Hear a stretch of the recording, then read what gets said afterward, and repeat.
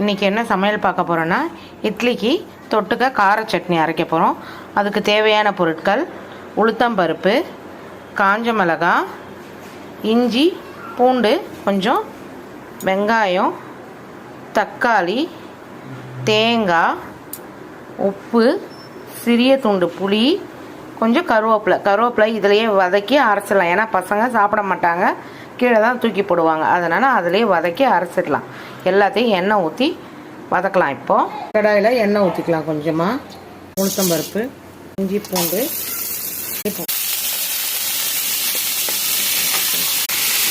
இப்போ இந்த அளவுக்கு வதக்கியாச்சு. இதை நல்லா ஆற வச்சு மிக்சியில் போட்டு அரைக்கலாம். தாளிப்புக்கு தாளித்து கொட்டிக்கலாம். கார சட்னி டேஸ்ட் பண்ணி இட்லிக்கு மேட்சிங்காக இருக்கும். சாப்பிட்டு பாருங்கள். காரம் உங்களுக்கு ஏற்ற மாதிரி வச்சுக்கோங்க. சூப்பராக இருக்கும் ஹோட்டல் ஸ்டைலில். Please subscribe.